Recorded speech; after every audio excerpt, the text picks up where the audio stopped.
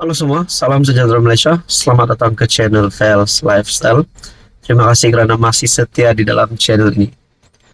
Sebelum ini kita dikejutkan dengan isu Hadi Awang, Presiden PAS Tan Sri Abdul Hadi Awang, yang dikatakan tidak beradab ataupun mungkin kita boleh cakap biadab terhadap Raja-Raja Melayu, terhadap Tita Sultan Selangor. Itu sudah pasti menjadi sebutan ataupun menjadi cakap-cakap ramai orang. Saudara-saudara, mungkin ada yang tanya, adakah Hadi Awang bakal ditangkap ataupun dikenakan tindakan undang-undang? Namun saudara-saudara, terkini satu lagi kejutan. Kali ini Tita Sultan Kedah yang pasti menggemparkan ramai, pasti mengejutkan ramai. Ini tidak ada kaitannya dengan Hadi Awang, tetapi perkongsian daripada artikel FMT, Sultan Kedah titah kerajaan semak struktur Mahkamah Syariah. Sultan Salihuddin Sultan Badli Shah bertitah, kerajaan perlu menambah baik kedudukan jawatan hakim Mahkamah Syariah agar setanding sistem diguna Mahkamah Sivil. Sultan Kedah Sultan Salihuddin Sultan Badli Shah menitahkan kerajaan menyemak semula struktur Mahkamah Syariah seperti sistem hierarkinya supaya memberi lebih ruang keadilan kepada pihak berkenaan. Sultan Salihuddin bertitah, kerajaan juga perlu menambah baik kedudukan jawatan hakim Mahkamah Syariah agar setanding sistem diguna pakai di Mahkamah Sivil. Selain aspek pembangunan dan fiskal, Beta ingin memberi penekanan kepada aspek kehakiman negeri iaitu institusi Mahkamah Syariah. Sebagai langkah pemerkasaan, penubuhan Mahkamah Syariah hendaklah diletakkan dalam undang-undang tubuh kerajaan Kedah sebagaimana Mahkamah Sivil disebut dengan jelas dalam Perlembagaan Persekutuan, titahnya menurut Berita Harian. Baginda bertitah demikian sempena istiadat perasmian pembukaan sidang Dun Kedah bagi mesyuarat pertama penggal kedua. Selain itu, Baginda juga mahu usaha pemerkasaan berkenaan disegerakan demi memartabatkan ketinggian institusi Mahkamah Syariah di Kedah. Beta berpendapat tiada siapa yang akan lebih membela nasib negeri ini melainkan rakyat negeri ini sendiri. Pembentukan jiwa rakyat yang dicintakan negeri haruslah dipupuk supaya rakyat tanpa mengira kaum yang menyandang jawatan penting tidak melupakan negeri menjadi tanah tumpah darahnya titanya. Media sebelum ini melaporkan 7 seksyen termaktub bahwa enakmen kesalahan jenayah syariah Kedah 2014 didapati menyamai atau hampir menyamai enakmen kanun jenayah syariah dalam kurungan 1 Kelantan 2019 yang dibatalkan. Dalam pada itu, Sultan Salihuddin mengingatkan semua adun memahami peranan hakiki mereka sebagai penggubal undang-undang supaya tidak menyimpang matlamat asal. Kuasa Dewan ini dalam menggubal undang-undang meliputi perkara termaktub dalam Senarai Negeri dan Senarai bersama Perlembagaan Persekutuan.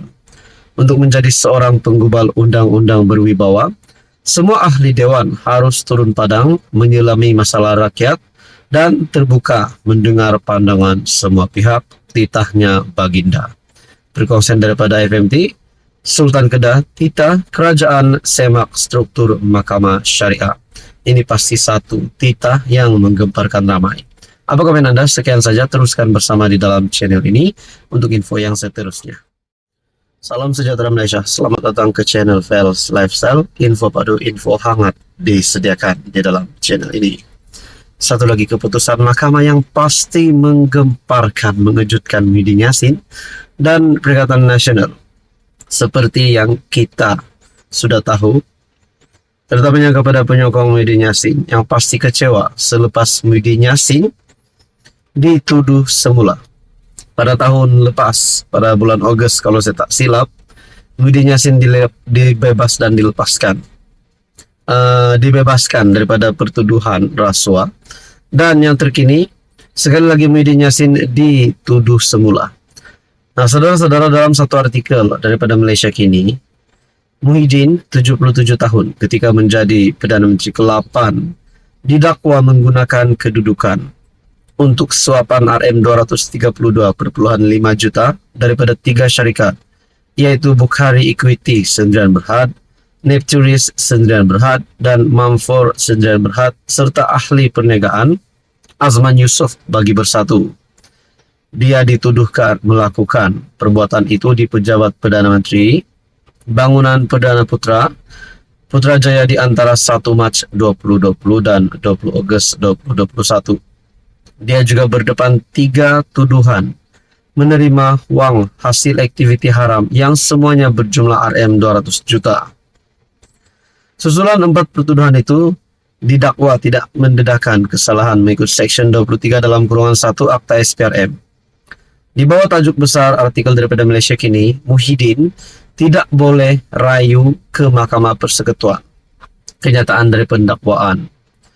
Undang-undang itu tidak membenarkan Muhyiddin membuat rayuan ke Mahkamah Persekutuan kerana kes rasuah utamanya bermula di Mahkamah Session, kata seorang anggota pasukan pendakwaan. Timbalan Pendakwa Raya Wan Shahrudin Wan Ladin berkata, di Mahkamah Session Kuala Lumpur semasa sebutan pagi tadi berhubung kes salah guna kuasa dan pengubahan wang haram terhadap Muhyiddin Yassin. Dia berkata kes itu masih kekal di Mahkamah Session selepas Mahkamah Rayuan memerintahkan ia dikembalikan semula ke Mahkamah Session untuk tindakan lanjut. Pada perbicaraan di hadapan Hakim Mahkamah Session Azura Alwi, dia berkata rayuan terakhir bagi kes di Mahkamah Session adalah di Mahkamah Rayuan sahaja mengikut Seksyen 87 Akta Mahkamah Kehakiman CJA 1964. Peruntukan tersebut menyatakan bahawa sebarang rayuan yang timbul daripada sesuatu perkara di Mahkamah Session hanya boleh dibawa ke Mahkamah Tinggi dan berakhir di Mahkamah Rayuan. Pada 28 Februari lepas, Mahkamah Rayuan membatalkan keputusan Mahkamah Tinggi KL yang melepas dan membebaskan Muhyiddin daripada 4 pertuduhan salah guna kuasa yang dikaitkan dengan program Jana Wibawa. Bagaimanapun, pada hari berikutnya MP Pago Muhyiddin Yassin memfailkan rayuan ke Mahkamah Persekutuan. Wan Shahrudin memberitahu bahawa alasan rayuan Muhyiddin ke Mahkamah Tertinggi tidak diketahui mengikut undang-undang dan adalah bertentangan dengan Seksyen 87 CJA.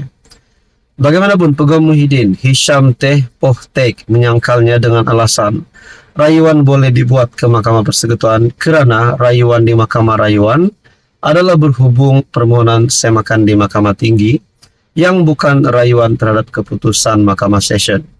Nah, saudara-saudara yang amat dihormati semua, artikel ini menyebut lagi, Presiden Bersatu itu merayu keputusan Mahkamah Rayuan pada 28 Februari yang membenarkan rayuan pendakwaan terhadap keputusan Mahkamah Tinggi yang melepas dan membebaskan dirinya. Dalam keputusan sebulat suara itu, panel 3 hakim Mahkamah Rayuan kemudian mengarahkan kes berkenaan dikembalikan semula ke Mahkamah Session.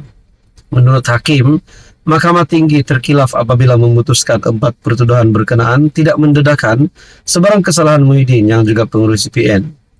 Pada 15 Ogos tahun lalu, Mahkamah Tinggi membebaskan Muhyiddin atas 4 tuduhan menggunakan kedudukan untuk rasuah 232.5 juta bagi bersatu selepas membenarkan permohonannya untuk membatalkan tuduhan terbabit.